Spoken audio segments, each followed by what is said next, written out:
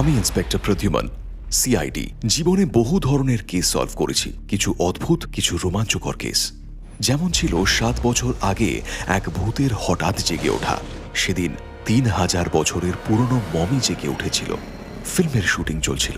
Producer Dheeraj জীবনের সব পুঁজি ঢেলে শুটিংয়ের জন্য আসল মমি আনিয়েছিলেন ট্যালেন্টেড ডিরেক্টর অঙ্কুশের প্রথম ফিল্মের জন্য। দ্বিতীয় কারণ ছিল হিরোইন শীতল, যে ক্যারিয়ারের শেষ প্রান্তে এসে শেষবারের মতো ক্যারিজমা দেখাতে চাইছিল। খুব ন্যাচারাল লাগছে। আচ্ছা শীতল, আমার কথা শোনো, তুমি একেবারেই মমিকে ছোবে না, ঠিক আছে? প্রায় 3000 বছরের পুরনো, অত্যন্ত এক্সপেন্সিভ জিনিস। তুমি শুধু অ্যাক্টিং এ মন দেবে। হ্যাঁ ঠিক আছে, বুঝেছি। Close up shot, one take. Got Yes. It? Okay guys, let's go for a shot. Come on, come on, come on. Sir we are ready. Action.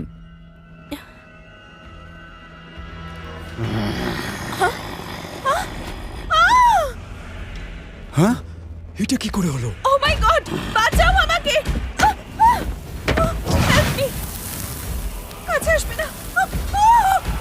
আরে ওকে কেউ বাঁচাও! কি করে হলো? আরে আগুনটা কেউ নেভাও! আরে কেউ জল নিয়ে এসো। সব পুরো ছাই হয়ে যাচ্ছে!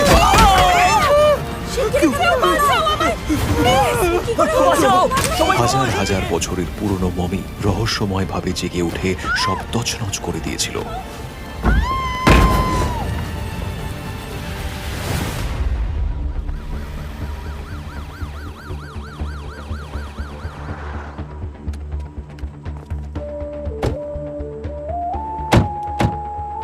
কি বলেছে? আমাকে ঢুকতে দেবে না? দেখছি। আজ 7 বছর পর সেই একই পরিবেশ, একই লোক, একই সিন।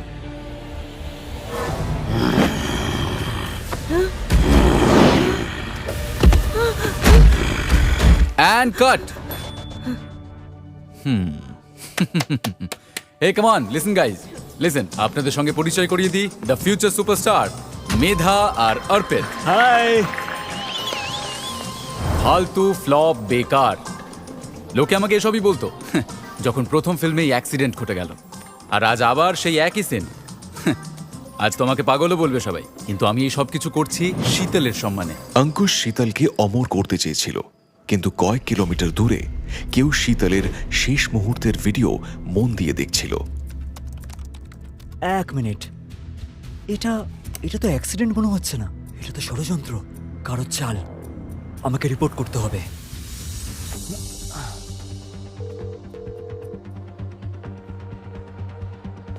ভালো আছেন? আমিও ভালো। এটাই কি সেই লেটেস্ট স্মার্ট হ্যাঁ, watch? But I love this technology. আমার গার্লফ্রেন্ডের থেকেও বেশি কাছের এটা। মানে সকাল থেকে রাত পর্যন্ত আমার সবকিছু মনে থাকে ওর। স্যার আপনার কি মনে হয় সত্যি সেদিন মমি জেগে উঠেছিল? দেখো অভিজিৎ, সেদিন শুটিংয়ে উপস্থিত সবাই তাই বলেছিল। আগুনে সবকিছু পুড়ে গেছিল, তাই কেসও সলভ হয়নি। এই মমিতে প্রাণ আসবে কি করে ভাই? বলছি কি, মমির স্যুটের মধ্যে কোনো পাপা ছিল না তো? রাহুল, আমি অঙ্কুশের সাথে দেখা করব একবার প্লিজ। স্যার আমার কথা শুনুন, এটা ঠিক সময় নয়।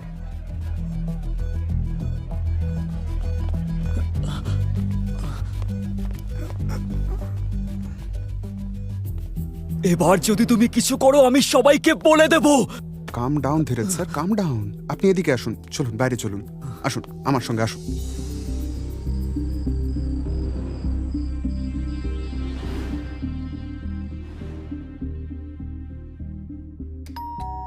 হ্যাঁ, এখন আবার কে এলো? হ্যাঁ, তুমি কে?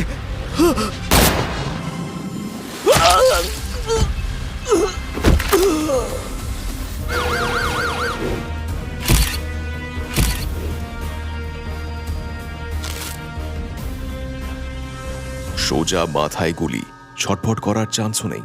জুতোর দাগ দেখে বোঝা যাচ্ছে খুনের পর খুনি স্টুডিওতে যায়, মানে ওর অন্য কিছু দরকার ছিল। হ্যাঁ স্যার, আর একটা ব্যাপার, দরজা ভেতর থেকে খোলা হয়েছিল, মানে ও খুনিকে চিনতো। ভালো করে স্টুডিও সার্চ করো, দেখো হয়তো জানতে পারা যাবে খুনি আসলে কি চাইছিল। আর জুতোর দাগ প্রিন্ট করতে পাঠাও।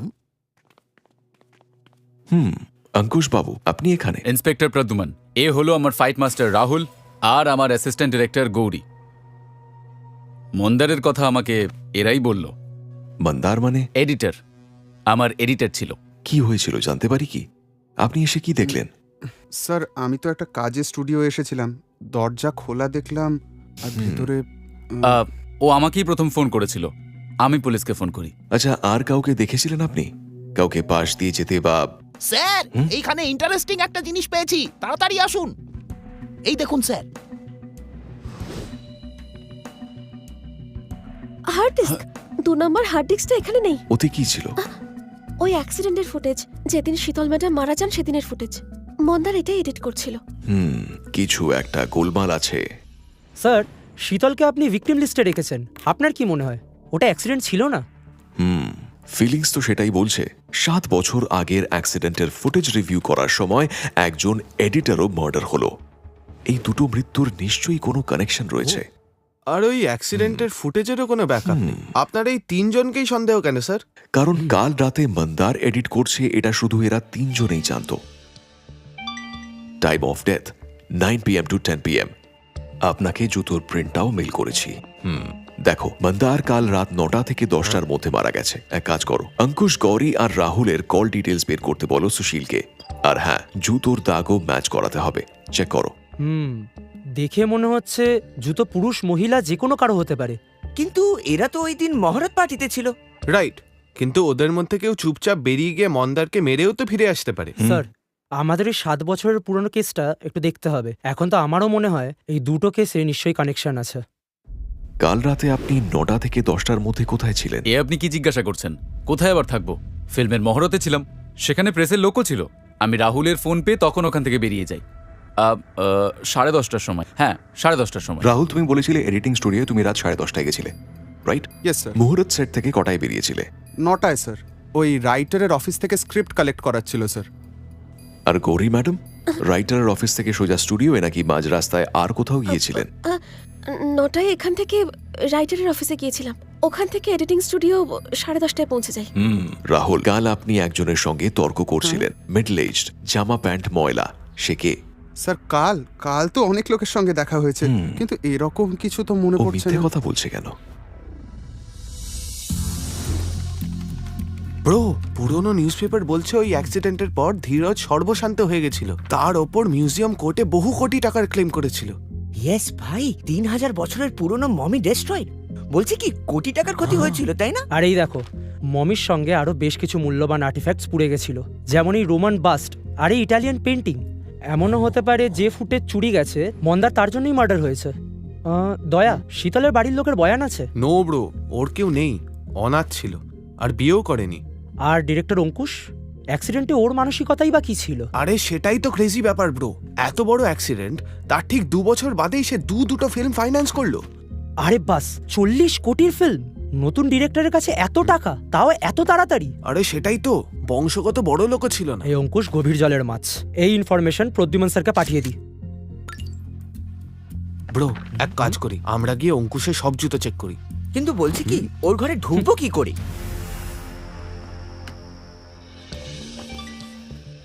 প্রডিউসার ধীরজ শেষ। এই তো সেই লোকটা যে কাল অ্যাকশন ডিরেক্টর রাহুলের সঙ্গে তর্ক করছিল। ধীরজ আর এডিটর মন্দারের মৃত্যুর মধ্যে কোনো কানেকশন আছে নাকি? সেলাম সাহেব।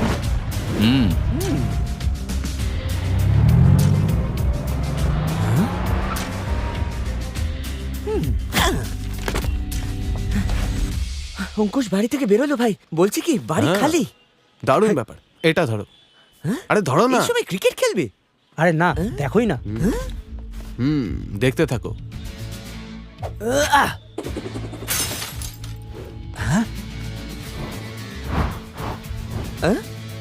এই ছেলে, জানলার কাজ তুই ভাঙলি? জানলা? এই দাঁড়া। আমি? না, না। পালাচ্ছিস কেন? এই দাঁড়া, দাঁড়া বলছি, এই, এই, এই।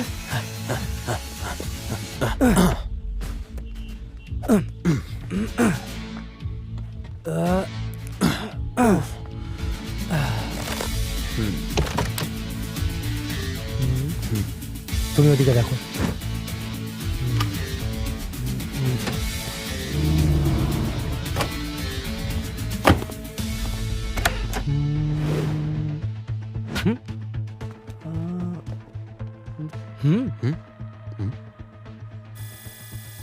আরে সরি সরি সরি, জুতোতে রং পড়ে গেছিল তাই ফিরতে হলো জুতোটা চেঞ্জ করার জন্য। ব্রো মনে হচ্ছে অঙ্কুশ ফিরে এলো। হ্যাঁ হ্যাঁ, আমার অ্যাসিস্ট্যান্টকে বলে দাও তোমরা থাকো, আমি কিছুক্ষণের মধ্যেই আসছি।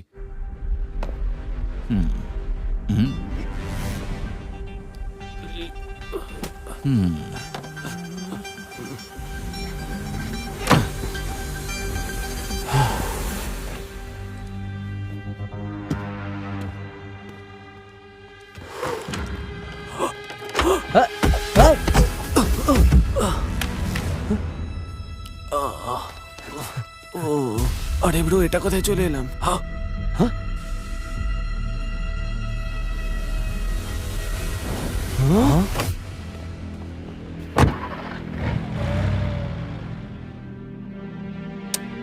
এ তো 7 বছর আগে মিউজিয়াম থেকে খোয়া যাওয়া আর্টিফ্যাক্টস মনে হচ্ছে।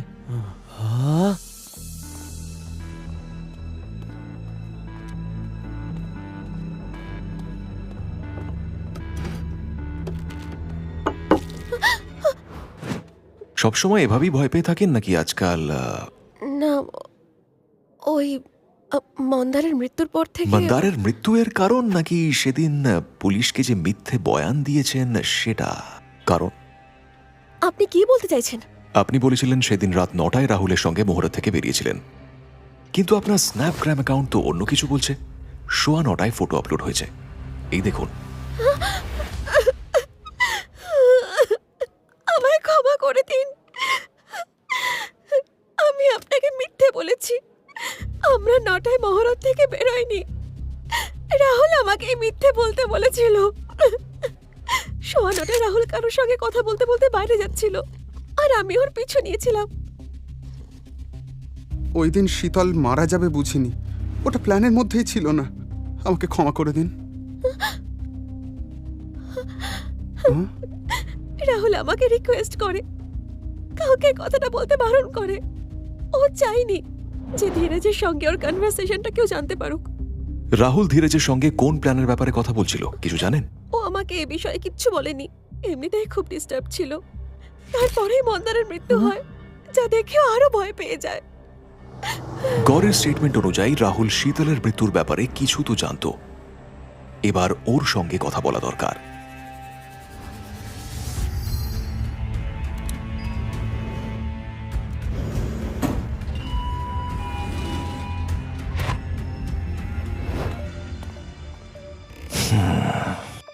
কি রাহুল? ও নো, আমি পৌঁছতে দেরি করে ফেলেছি। রাহুল মার্ডার হওয়ার ফলে ও যে সিক্রেট জানতো তাও হাতছাড়া হলো। স্যার, একটা ভাঙা হার্ড ডিস্ক পেয়েছি যেটা মন্দারের স্টুডিও থেকে গায়েব হয়েছিল, আর এই পোড়া মমি স্যুটটাও পেয়েছি। মানে আমার সন্দেহই ঠিক। 7 বছর আগে শুটিংয়ে আসল মমি জেগে ওঠেনি, সবকিছু একটা নাটক ছিল।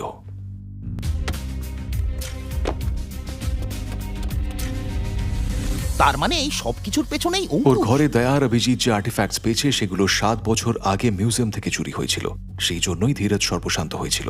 আর অঙ্কুশ রাতারাতি বড় লোক, ব্ল্যাক মার্কেটে মিউজিয়ামের অনেক ভ্যালুয়েবল জিনিস বিক্রি করেছে। রাহুল তার মানে এই প্ল্যানের কথাই বলছিল, অ্যাক্সিডেন্টের আড়ালে মিউজিয়ামের জিনিস চুরি করা। এতে রাহুল আর অঙ্কুশ পার্টনার ছিল। অঙ্কুশ প্ল্যান করতো আর রাহুল তাকে রূপ দিত। আর রাহুলের ঘরে যে মমি কস্টিউম ছিল সেটা ফায়ারপ্রুফ ছিল, তার সঙ্গে রাহুলের ডিএনএ ম্যাচ করছে। তার মানে দাঁড়ালো মমি কস্টিউমের রাহুলই ছিল। মিউজিয়ামে চুরি যদি প্ল্যান ছিল, তাহলে ফায়ারপ্রুফ মমি কস্টিউম কেন বানিয়েছিল? তার মানে এটা অ্যাক্সিডেন্টই না, আগুন লাগানো হয়েছিল। দয়া, হার্ড ডিস্ক রিড হয়েছে? স্যার, আমার মনে হয় অভিজিতের উত্তর হার্ড ডিস্কেই আছে। গৌরীর কথা মানলে শীতলের মৃত্যু প্ল্যানে ছিল না, সেটা নিয়ে রাহুলের দুঃখ আর ছিল। সেই জন্যই ও মার্ডার হলো। হ্যাঁ, সেই জন্যই হয়তো অঙ্কুশ ওর মুখ সারা জীবনের জন্য বন্ধ করে দিল।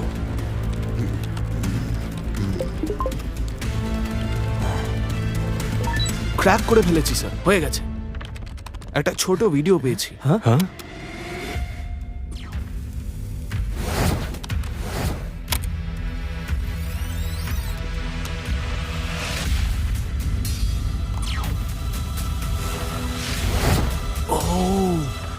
দেখে মনে হচ্ছে আগুন লাগানো হয়েছিল। এডিটর মন্দারও এটাই দেখেছিল।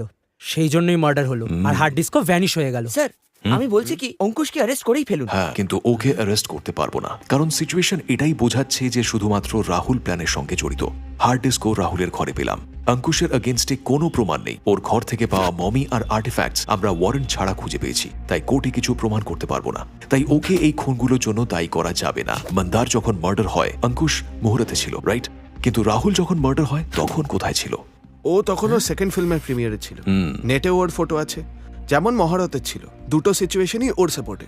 এমনও হতে পারে দুটো সিচুয়েশনেই ও গিয়ে মার্ডার করে ফিরে এসেছে, কারণ ওর লোকেশন আর ক্রাইম সিনের ডিস্টেন্স খুব বেশি না। কিন্তু স্যার এটা প্রমাণ করা হেব্বি চাপ হবে। ওর দুটো ফোনই সেই সময় অফ ছিল। হ্যাঁ, but I love this technology. আমার গার্লফ্রেন্ডের থেকেও বেশি কাছের এটা। মানে সকাল থেকে রাত পর্যন্ত আমার সবকিছু মনে থাকে ওর। ওর স্মার্ট ওয়াচ, অঙ্কুশ নিজের আগেনস্টে প্রমাণ নিজের হাতেই পড়ে আছে।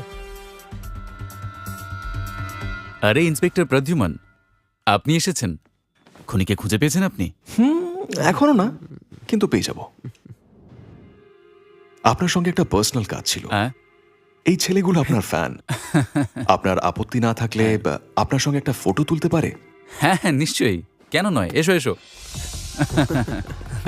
Thank you sir. Thank you.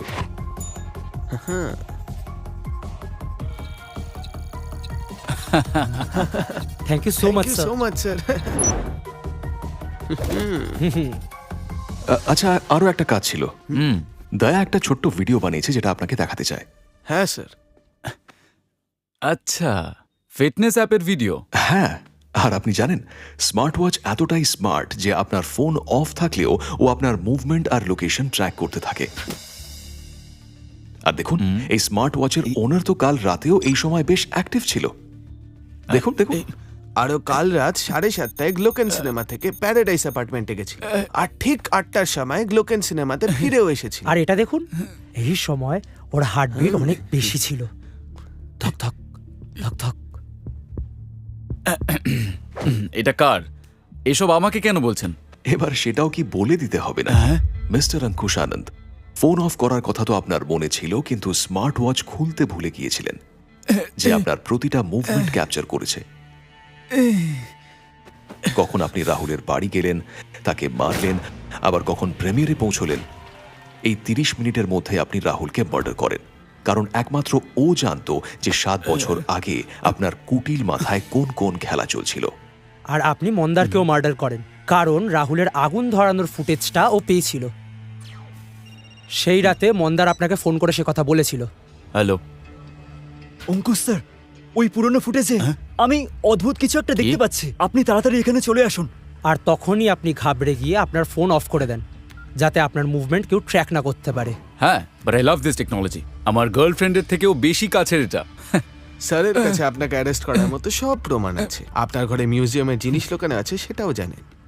কিন্তু আপনার শয়তানি বুদ্ধির আরও একটা দিক আমি জানতে চাই। মিউজিয়ামের অরিজিনাল আর্টিফ্যাক্টস আর মমি সরিয়ে রাহুলকে কি করে মমি বানিয়ে রাখলেন? সিকিউরিটি চোখে ধুলো দিলেন কি করে? কথার জাল না বিছিয়ে সত্যি বললে ভালো হয়।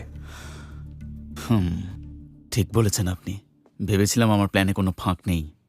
আমরা রাতেই অরিজিনাল আর্টিফ্যাক্টসের জায়গায় নকল জিনিসপত্র রেখে শুটিংয়ের জন্য আনা ইকুইপমেন্ট বক্সে রেখে দিয়েছিলাম। ফিল্ম শুটিংয়ের জন্য অনেক লাইটস, অনেক ক্যামেরা আর ইকুইপমেন্ট লাগে। মমি রাখার মতো অত বড় বাক্স সবার চোখের সামনে দিয়ে নিয়ে যাওয়া মুশকিল ছিল। ধীরজ স্যার শুনুন, গার্ডকে বলুন মিটার রুম দেখিয়ে দিতে। জেনারেটর যদি দেরিতেও আসে তাহলে শুটিংটা অন্তত শুরু করা যাবে। হ্যাঁ ঠিক কথা, এখনই বলছি।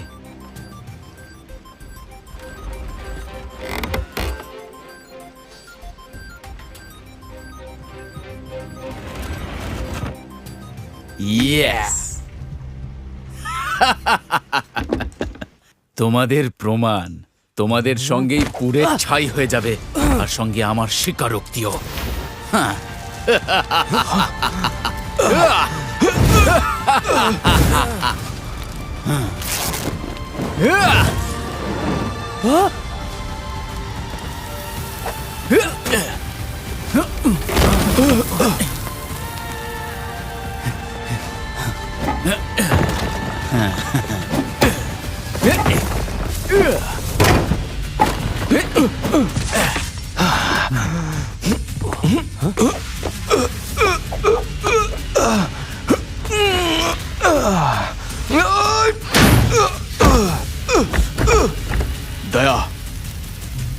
দরজা ভেঙে দাও।